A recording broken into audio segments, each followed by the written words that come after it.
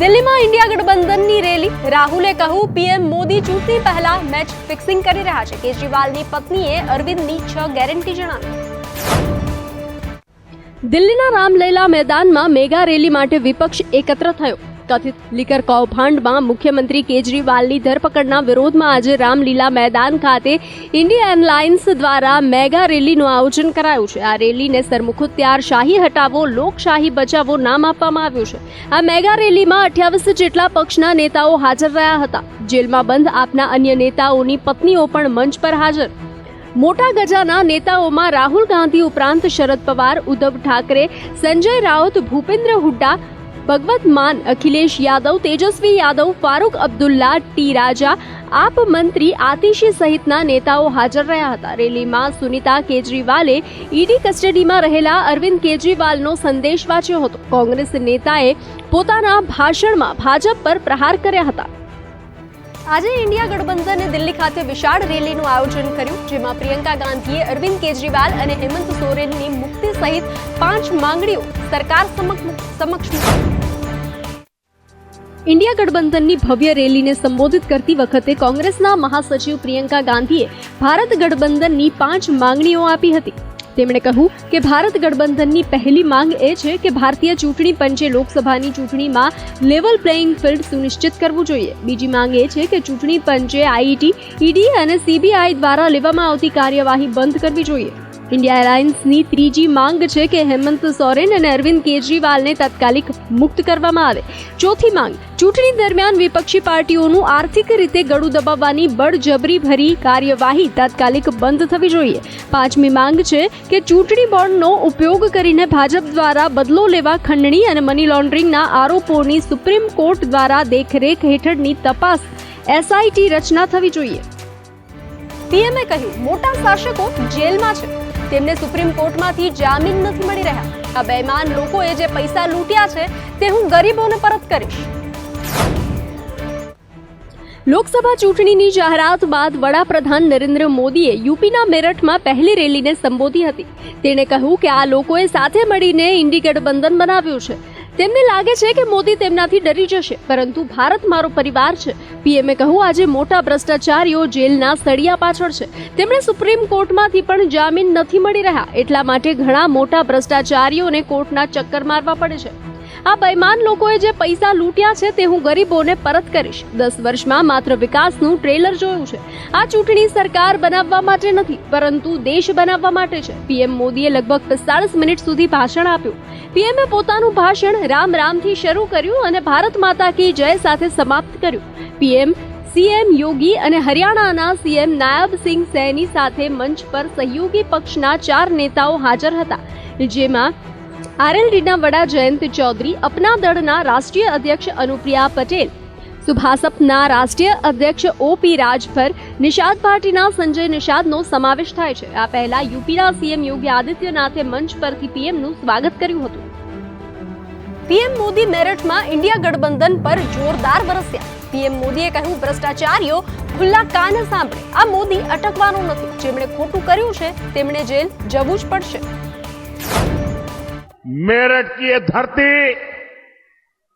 क्रांतिकारियों की धरती, वीरों की धरती से भ्रष्टाचारियों को साफ साफ कह रहा हूं, भ्रष्टाचारी कान खोल के सुन ले. ये मोदी पर चाहे कितने भी हमले करे,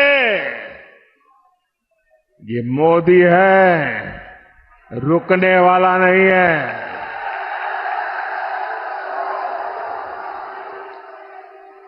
भ्रष्टाचारी चाहे कितना ही बड़ा क्यों ना हो, एक्शन होगा, जरूर होगा. जिसने देश को लूटा है उसे लौटाना ही पड़ेगा, ये मोदी की गारंटी है. મેરઠમાં પીએમ મોદીનું જન સંબોધન, રામ રામ કહીને ભાષણની કરી શરૂઆત. જુઓ શું કહ્યું પીએમ મોદીએ. मैं आपको याद कराना चाहता हूं जब भारत दुनिया में 11वें नंबर की अर्थव्यवस्था था तो भारत में चारों तरफ गरीबी थी। जब भारत 5वें नंबर पर पहुंचा तो 25 करोड़ देशवासी गरीबी से बाहर निकलने में सफल हुए।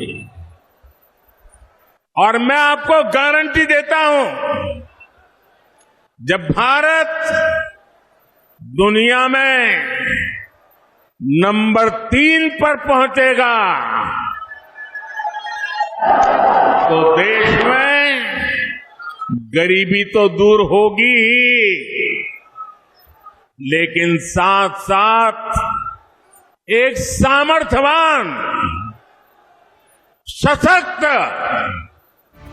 રાષ્ટ્રપતિએ ઘરે જઈને અડવાણીને ભારત રત્ન આપ્યું. પીએમ મોદી, રાજનાથ સિંહ અને અમિત શાહ હાજર રહ્યા. ગઈકાલે 4 વ્યક્તિઓનું સન્માન કરવામાં આવ્યું હતું.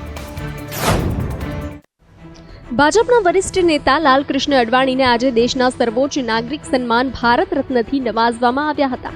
રાષ્ટ્રપતિ દ્રૌપદી મુર્મુએ તેમના ઘરની મુલાકાત લીધી હતી અને તેમને ભારત રત્નથી સન્માનિત કર્યા. આ દરમિયાન પીએમ નરેન્દ્ર મોદી, રક્ષામંત્રી રાજનાથ સિંહ અને અમિત શાહ હાજર રહ્યા હતા. અડવાણીની ખરાબ તબિયતને કારણે આ નિર્ણય લેવામાં આવ્યો છે. વડાપ્રધાન મોદીએ 3 ફેબ્રુઆરીએ તેમને ભારત રત્ન આપવાની જાહેરાત કરી હતી. પૂર્વ વડાપ્રધાન અટલ બિહારી વાજપેયી અને ભાજપના સંસ્થાપક સભ્ય નાનાજી દેશમુખ પછી આ સન્માન મેળવનાર તેઓ બીજેપી અને આરએસએસ સાથે જોડાયેલા ત્રીજા નેતા છે.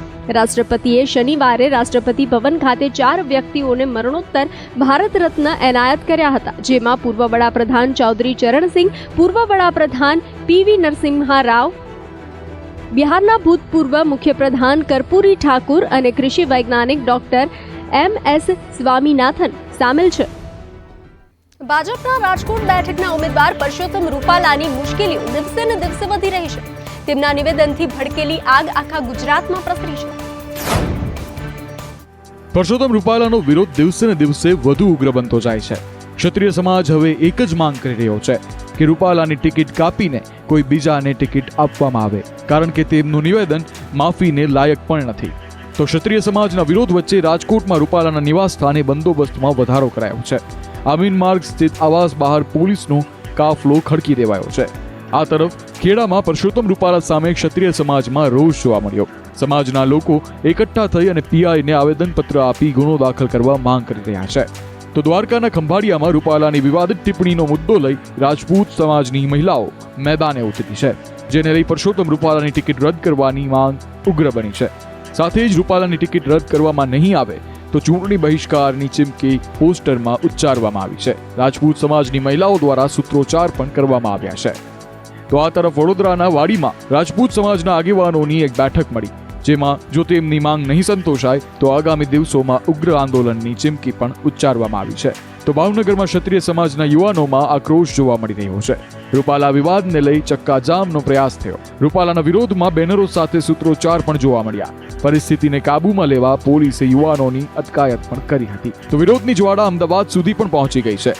મહાકાલ સેનાના પ્રદેશ અધ્યક્ષે રોટી બેટીનો વ્યવહાર ક્ષત્રિય સમાજના ઇજ્જતની વાત હોવાનું જણાવ્યું છે. રાજકોટ ક્ષત્રિય સમાજ અને રૂપાલા વિવાદ મામલે રૂપાલાનો વિરોધ યથાવત છે. રૂપાલા સામે સંઘર્ષ સમિતિની રચના કરવા તૈયારી બતાવાઈ છે. રાજકોટ લોકસભા ઉમેદવાર પરસોત્તમ રૂપાલા સામે ક્ષત્રિય સમાજમાં વિરોધનો વંટોળ યથાવત છે. ત્યારે ફરી આગામી દિવસોમાં મીટિંગ અને ત્યારબાદ મહાસંમેલન યોજવામાં આવશે. ત્યારે રાજકોટ, જામનગર અને ભુજ ખાતે ક્ષત્રિય સમાજની બેઠક મળી હતી અને તેમાં કહેવામાં આવ્યું કે ગુજરાતની 10 લોકસભા બેઠક ઉપર ક્ષત્રિય સમાજ નિર્ણાયક ભૂમિકામાં. આખા ગુજરાતમાં ઘરે ઘરે ક્ષત્રિય સમાજમાં આ મુદ્દે જનજાગૃતિ લાવવામાં આવશે. તાજેતરમાં રાજકોટના લોકસભાના ઉમેદવાર પરસોત્તમભાઈ રૂપાલા દ્વારા એક વાલ્મીક સમાજના કાર્યક્રમમાં તેઓએ ક્ષત્રિય સમાજ માટે જે એલફેલ ઉચ્ચારો કર્યા હતા તે બાબતે સમગ્ર ગુજરાતના નહીં પણ હવે તો સમગ્ર ભારતના ક્ષત્રિયોમાં પણ રોષની લાગણી ફેલાણી છે. બનાસકાંઠા લોકસભામાં ચૂંટણી જંગ જામ્યો છે. ગેનીબેનનો ગરીબ પરિવારની દીકરી તરીકે પ્રચાર, તો ભાજપ ઉમેદવાર ડોક્ટર રેખા ચૌધરીનો દીકરી શિક્ષણ બાદ હવે વડાપ્રધાન મોદીના નામે પ્રચાર. બનાસકાંઠા લોકસભામાં ચૂંટણી જંગ જામ્યો છે. એક તરફ ગેનીબેનનો પ્રચાર તો બીજી બાજુ રેખા ચૌધરીનો પ્રચાર. ગેનીબેને પ્રચાર કરતા કહ્યું, હું ગરીબ પરિવારની દીકરી છું, તંદુરસ્ત લોકશાહી ટકાવવા ઉદાહરણ પૂરું પાડીશ. ગ્રામજનોએ બૂથ લેવલનો ખર્ચો ઉઠાવી સમર્થન આપ્યું છે. પાલનપુરના મોટા ગામે ગેનીબેન ઠાકોરે પ્રચાર કર્યો, તો લોકસભા ભાજપ ઉમેદવાર રેખા ચૌધરીનું પણ નિવેદન સામે આવ્યું. જાહેર કાર્યક્રમને સંબોધતા મહિલાઓને રિસાવવું પડે તો રિસાવા નિવેદન કર્યું. બહેનો, તમારે રિસાવવું પડે તો રિસાઈ જજો, પરંતુ આ વખતે જીદ પકડીને તમારા ઘરના અને આડોશ પાડોશનાને મારા વતી સમજાવજો અને કમળને વોટ અપાવજો. દાંતા વિસ્તારમાં યોજાયેલી સભામાં ભાજપ ઉમેદવાર રેખા ચૌધરીએ વડાપ્રધાનના કાર્યો ગણાવી નિવેદન આપ્યું હતું. દાંતા વિસ્તારના આદિવાસી વિસ્તારોમાં રેખા ચૌધરીની સભામાં જનમેદની ઉમટી પડી હતી. તો ભાજપ ઉમેદવાર ડોક્ટર રેખા ચૌધરીનો દીકરી શિક્ષણ બાદ હવે વડાપ્રધાન મોદીના નામે પ્રચાર શરૂ થયો છે. હું તો માત્ર પ્રતીક છું, આપણે મોદી સાહેબના હાથ મજબૂત કરવાના છે. બનાસકાંઠાના લોકસભા પ્રચારમાં હવે શંકરભાઈ ચૌધરીએ પોતાનું મૌન તોડ્યું છે. છેલ્લા ઘણા દિવસોથી ગેનીબેનના પ્રહારોનો સામનો કરી રહેલા શંકરભાઈએ આજે વિરોધીઓ પર બાણ છોડ્યા છે. બનાસકાંઠામાં રાજકીય જંગ ચરમસીમાએ છે. કોંગ્રેસના ઉમેદવાર ગેનીબેન ઠાકોરના નિશાને છેલ્લા ઘણા દિવસથી ભાજપના ઉમેદવારને બદલે શંકર ચૌધરી હતા. અનેક સભાઓમાં ગેનીબેને બનાસ ડેરીનો મુદ્દો ઉઠાવીને શંકર ચૌધરી પર પ્રહાર કર્યા હતા, જેનો જવાબ આજે શંકર ચૌધરીએ આપ્યો. તેમણે કહ્યું કે લોકો મને આવીને પૂછી રહ્યા છે કે આ લોકસભાની ચૂંટણી છે કે ડેરીની. સાંભળો શું કહ્યું શંકર ચૌધરીએ. ઘણા તો મને આવીને કહે છે કે શંકરભાઈ શેની ચૂંટણી છે, મને કે ડેરીની ચૂંટણી આવી છે. મને પૂછે કે ડેરીની ચૂંટણી છે, મેં કીધું ના, એને હજુ વાર છે. તો મને કે એજન્ડા એમને સમજણ જ નથી કે ડેરીની ચૂંટણી છે. માત્ર બીજા કોઈ એજન્ડા તો હોવા જોઈએ. હવે એમને બિચારાને કહેવું શું? હવે એમ કેવું આ મોદી સાહેબ માટે કઈ કહીએ કે 370 ની કલમ હટાવી દીધી એના માટે કઈ કહીએ કે ગરીબોને અનાજ આપવાનું કામ ઘરે ઘરે અત્યારે આપીને થાય છે એમાં કઈ કહીએ કે? તો ઉમેદવારની બાબતમાં કઈ કહી શકે? તો ના, ઉમેદવાર ભણેલા ગણેલા છે, હોશિયાર છે. ગલબાભાઈના ત્યાં આગળ સેવાના સંસ્કારો મળેલા છે, એમાંય કઈ કહેવું નથી. તો પછી કેવું શું? મને લાગે છે કે જે પેલું હોય ને થોડુંક ઠીક હોય ને ખમે હોય ને બરાબર મારે. અને હું તો કહું છું કે આમને એમ ચાલુ રહે સારું. આ અઠવાડિયામાં સમજણ પડી ગઈ છે અને હવે અઠવાડિયું હજુ અમને ચાલવા દો તો જિલ્લો શું જવાબ આપે છે તમે બેઠા બેઠા જુઓ.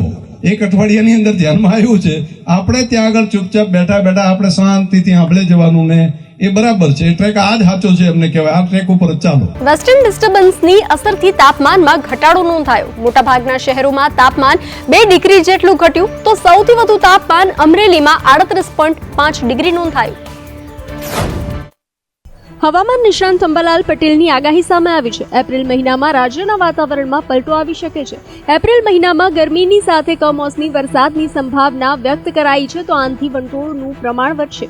એપ્રિલ મહિનામાં આવનાર વરસાદ પ્રી મોન્સૂન એક્ટિવિટી હશે, તો બીજા સપ્તાહમાં મોટાભાગના વિસ્તારોમાં વરસાદ પડી શકે છે. 20 એપ્રિલથી રાજ્યમાં આકરી ગરમીની શરૂઆત થશે. રાજ્યના અનેક ભાગોમાં ગરમીનું પ્રમાણ 43 ડિગ્રી સુધી જઈ શકે છે. મે માસમાં રાજ્યના કેટલાક ભાગોમાં ગરમી વધતા લૂ ફૂંકાશે. તો આજની વાત કરીએ તો રાજ્યમાં 39 ડિગ્રી અંદર તાપમાન નોંધવામાં આવ્યું હતું. તો ગાંધીનગરમાં 38 ડિગ્રી, રાજકોટમાં 37.7 ડિગ્રી, તો સુરેન્દ્રનગરમાં 37.5 ડિગ્રી, અમદાવાદમાં 37.1 ડિગ્રી તાપમાન નોંધાયું. હાલ લોકો ગરમીથી બચવા ઠંડા પીણાનો ઉપયોગ કરી રહ્યા છે અને કામ વગર ઘરની બહાર જવાનું ટાળી રહ્યા છે. જો તમે ઓનલાઈન કેક ઓર્ડર કરો છો તો આ સમાચાર તમારા માટે છે. પટિયાલામાં કેક ખાવાથી એકનું મોત નીપજ્યું છે. પંજાબના પટિયાલામાં કેક ખાવાથી 10 વર્ષની બાળકીનું મોત થયું છે. આ સિવાય અન્ય 4 લોકોની તબિયત પણ લથડી હતી. બાળકીના જન્મદિવસે પરિવારે ઓનલાઈન કેક મંગાવી હતી. પોલીસે આ મામલે અદાલત બજાર સ્થિત કેક કાન્હા સામે ગુનો નોંધ્યો છે. પોલીસે કલમ 304A અને 273 લગાવી છે. પરિવારે ભગવંત માનને ન્યાયની અપીલ કરી છે. 24 માર્ચે સાંજે 6 વાગ્યે કેક ઓનલાઈન કંપનીમાંથી કેક મંગાવી હતી.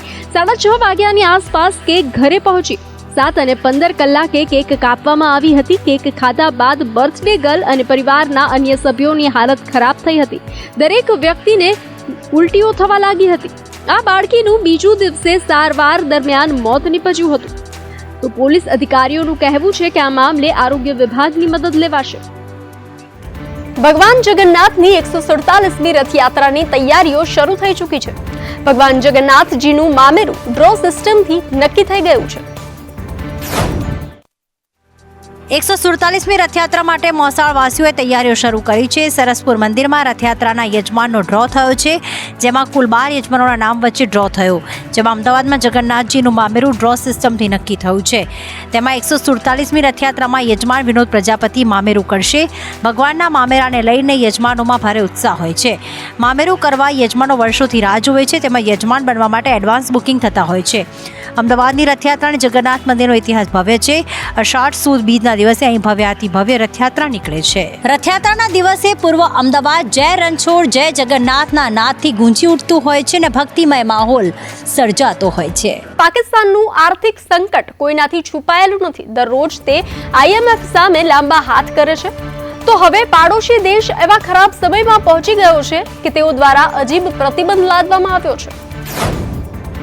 વાસ્તવમાં વડાપ્રધાન શાહબાઝ શરીફે દેશમાં બિનજરૂરી ખર્ચ ઘટાડવા માટે આ પગલું ભર્યું છે. આ હેઠળ સરકારી કાર્યક્રમોમાં રેડ કાર્પેટના ઉપયોગ પર પ્રતિબંધ મૂકવામાં આવ્યો છે અને તેને ફક્ત રાજદ્વારી સ્વાગત માટે અનામત રાખવામાં આવ્યો છે. શરીફે સરકારી કાર્યક્રમોમાં ફેડરલ મંત્રીઓ અને વરિષ્ઠ અધિકારીઓની મુલાકાત દરમિયાન રેડ કાર્પેટના ઉપયોગ પર નારાજગી વ્યક્ત કરી હતી. કેબિનેટ ડિવિઝન દ્વારા જારી કરવામાં આવેલા નોટિફિકેશન મુજબ વડાપ્રધાને નિર્દેશન આપ્યો છે કે ભવિષ્યમાં સત્તાવાર કાર્યક્રમોમાં સંઘીય મંત્રીઓ અને સરકારી વ્યક્તિઓ માટે રેડ કાર્પેટનો ઉપયોગ કરવામાં નહીં આવે. એક રિપોર્ટ અનુસાર તેનો ઉપયોગ વિદેશી રાજદ્વારીઓ માટે પ્રોટોકોલ તરીકે જ થઈ શકે છે. નાણાં બચાવવા અને જાહેર નાણાં માટે વધુ જવાબદાર અને સમજદાર અભિગમને પ્રોત્સાહન આપવાનું હોવાનું કહેવામાં આવી રહ્યું છે. ગયા અઠવાડિયે વડાપ્રધાન શરીફ અને કેબિનેટ સભ્યોએ ભંડોળ ઊભું કરવાના સરકારના પ્રયાસોના ભાગરૂપે સ્વેચ્છાએ તેમના પગાર અને ભથ્થા છોડી દેવાનો નિર્ણય લીધો હતો. ગયા મહિને વડાપ્રધાને કહ્યું હતું કે તેમની પ્રાથમિકતા નકામા ખર્ચને રોકવાની છે. આ પહેલા પાકિસ્તાનના રાષ્ટ્રપતિ આસિફ અલી ઝરદારીએ દેશ સામે ચાલી રહેલા આર્થિક પડકારોને ધ્યાનમાં રાખીને પગાર અને ભથ્થા ન લેવાનો નિર્ણય પણ લીધો હતો. ગયાનાના ભારતીય મૂળના રાષ્ટ્રપતિ ઇરફાન અલીએ પર્યાવરણ સંરક્ષણ અંગે પશ્ચિમના દંભ પર જોરદાર પ્રહારો કર્યા અને સૌની બોલતી બંધ કરાવી દીધી. ખાનગી મીડિયા હાઉસના ઇન્ટરવ્યુમાં અલીએ કહ્યું કે જ્યારે ગયાના જેવા દેશ તેલ અને ગેસનું ખાણકામ કરે છે ત્યારે તેનાથી પર્યાવરણનો નાશ થાય છે. ત્યારે પશ્ચિમમાં આ કામોને વિકાસ કહેવાય છે. આ દંભ હવે બંધ થવો જોઈએ. ઇન્ટરવ્યુ દરમિયાન પત્રકારે ભારતવંશી અલીને ગુયાનાના દરિયાકાંઠાના વિસ્તારમાં તેલ અને ગેસના ખાણકામની યોજના વિશે પૂછ્યું, જેનાથી લગભગ 200 કરોડ ટન કાર્બન ઉત્સર્જન થશે. તે પોતાનો પ્રશ્ન પૂરો કરે તે પહેલા જ અલીએ તેને ઠપકો આપ્યો અને કહ્યું કે તેને આ મુદ્દે પ્રવચન આપવાનો કોઈ અધિકાર નથી. પશ્ચિમે ગયાના જેવા દેશો પાસેથી શીખવું જોઈએ કે પ્રકૃતિ અને પર્યાવરણને કેવી રીતે બચાવવું. તેમણે કહ્યું કે તમે લોકો પશ્ચિમ દેશોના કિસ્સામાં છો જેમણે ઔદ્યોગિક ક્રાંતિના નામે પર્યાવરણને નિર્દયતાથી નષ્ટ કર્યું અને તેને વિકાસ કહે છે. અલીએ કહ્યું કે તેઓ કાર્બન ઉત્સર્જન પર તેમને ઉપદેશ આપે તે પહેલા તેઓએ જાણવું જોઈએ કે ગયાનામાં હજુ પણ સમગ્ર ઇંગ્લેન્ડ અને સ્કોટલેન્ડના સંયુક્ત કદના જંગલો છે. ગયાનામાં વિશ્વમાં સૌથી ઓછા પ્રમાણમાં વન નાબૂદી થાય છે. તેલ અને ગેસના ખાણકામ પછી પણ ગયાના કાર્બન ઉત્સર્જનની દ્રષ્ટિએ ચોખ્ખી શૂન્ય રહેશે, ભલે દેશો આગામી કેટલાક દાયકાઓમાં આ લક્ષ્યોને હાંસલ કરવાનો પ્રચાર કરે.